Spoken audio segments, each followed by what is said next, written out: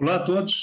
Vamos falar hoje sobre quantidade de tijolos por metro quadrado. Ouço bastante essa conversa, né, em relação a quanto seria essa quantidade e acabei percebendo, fazendo algumas simulações aqui e cheguei a um, vamos dizer assim, a uma ideia do que causa as diferenças entre as quantidades. E isso é complicado, porque pode interferir aí no quantitativo, né, da solicitação de materiais aí para a tua obra, né, ou você que é fabricante, né, para o teu cliente. Como é que funciona isso tudo? Eu tenho três paredes aqui, entre aspas, né, um pedaço de parede, em que tem 1 metro quadrado. Então, 1 metro por 1 metro, né, e as três têm as mesmas dimensões, só que elas têm uma diferença entre elas. E eu vou mostrar logo a seguir. Primeiro vou explicar o porquê que ocorrem as diferenças entre as quantidades calculadas e depois a gente vem para cá para ver essa simulação do quantitativo. Aqui tem uma planilha Excel, uma coisa simples, né? E eu vou utilizar aí o tijolo de 25 por 12,5 padrão, né? Não o 15 por 30, nem o 10 por 20, e sim o de 25 por 12,5, que é o mais utilizado. Ou, se você quiser calcular depois para os outros tijolos, basta fazer o mesmo procedimento. Então, aqui, comprimento do tijolo, eu coloquei em metros, então vou colocar aqui 0,25, né? E a altura? A altura eu vou colocar 0,625. 0,0625 seria 6,3 centímetros aproximadamente de altura. Quando você lança esse valor, né, ele calcula uma área lateral do teu tijolo. Basta que você divida 1 metro quadrado por essa área lateral do tijolo e você vai ter a quantidade. Então, aqui apresenta, né, o cálculo, pelo menos a parte calculada, que você teria 64 unidades para preencher 1 metro quadrado. Guardem essa palavra preencher. Por quê? Porque na prática não é assim que funciona. Vocês vão ver agora que esse valor é outro, né? Ele se altera. Então, aqui nós temos as três paredes agora. Vamos para a parte prática, teoricamente, né? Entre aspas, né? Prática não é a construção da parede, sim a simulação.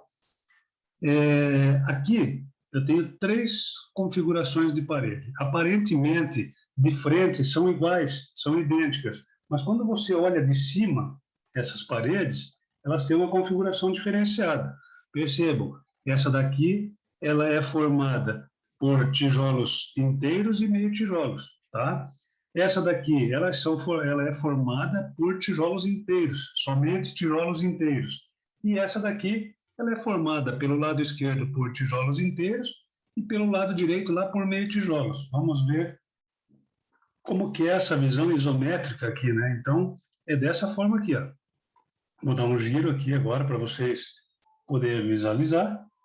Ó. Então, aqui está a parede construída. Aqui, meio tijolo e meio tijolo lá também, ó. Tá?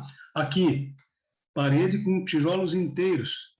Aqui, ó. Toda ela, no caso, construída com tijolos inteiros, né? Existe essa configuração e existe essa outra configuração aqui também.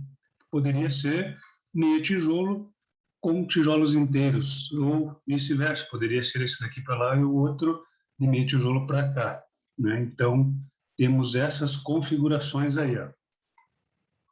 O que acontece? O que ocorre quando a gente faz isso, né? Quando a gente tem essas configurações aqui? A quantidade de tijolos se altera, pelo menos na prática, porque você não vai pedir um tijolo inteiro, né? Você não vai pedir por tijolo inteiro, você vai ter que ter os meios tijolos. Isso que eu não coloquei a canaleta aqui. A canaleta poderia colocar na parte de cima, na parte superior aí, ou na parte de baixo, independente, né? Poderia contabilizar ele também. Mas nessas configurações as coisas se alteram. Por exemplo, nesse aqui de meia parede, de meio tijolo, né, dos dois lados, o que aconteceria? Eu teria uma quantidade de 32 tijolos inteiros, mais 24 tijolos inteiros aí, né, no caso, e ainda teria os intervalos de meio tijolo, que daria em torno de 16 tijolos. Em torno não, dariam 16 tijolos, né? Já que eu tenho aqui 8 fiadas aqui, ó, e 8 fiadas aqui de meio tijolo. O restante seria tijolo inteiro, que daria em torno de 32 mais 24, 56 tijolos inteiros aqui. E mais 16 meio tijolos. Então, nessa configuração ficaria dessa forma. Com o quantitativo, seria desse jeito que eu teria que levar em consideração, né? Quando você for fazer a tua configuração de tijolos lá, o teu quantitativo de tijolos, é dessa forma que você vai. E na outra classificação, né? Nessa do meio aqui, quantos tijolos inteiros eu utilizaria? Aqui, para mim, quando você contabiliza isso daqui, você chega à conclusão que você vai utilizar 72 tijolos inteiros, né? 4 tijolos vezes 8 fiadas, e o outro aqui, ó, ele dá 5 tijolos inteiros, ó. 5 tijolos inteiros vezes 8 fiadas, então 40, né? O outro que dá 4 vezes 8 dá 32, então, na verdade, 64 é o calculado, 72 é o praticado, né? Seria a prática aqui, ó, de 72 tijolos, né? Por que dá 64 lá? Porque provavelmente no cálculo você considera que esse daqui da ponta mais aquele lá da outra ponta, você considera um meio tijolo, né? Então não é meio tijolo, é um tijolo inteiro nessa configuração. Então ele passa de 64 para 72, e é a realidade, é a prática, né, que seria feita nessa configuração. E nesse outro, no terceiro aqui, o que aconteceria? O mesmo processo. Os inteiros seriam 64, que é o calculado. Só que você tem mais 8 meio tijolo, né? Todos eles, na soma aqui, dariam 72 tijolos, né? Entre meio e tijolo inteiro. 72 tijolos. Sempre serão 72 unidades. Aí existe a separação entre o meio e o tijolo inteiro. E daí você tem que fazer a quantitativo de acordo com a configuração da tua parede. Isso, geralmente, quem faz é o pessoal que já fez o projeto, a modulação, o engenheiro, o arquiteto, o escritório de arquitetura, escritório de engenharia, enfim. Alguém vai fazer esse cálculo aí para você quando a tua obra estiver ok, né? Ou para você que é fornecedor, provavelmente já deve saber disso daqui de cor e salteado, né? Mas como a gente vê muita discussão em relação a isso, é assim que funciona.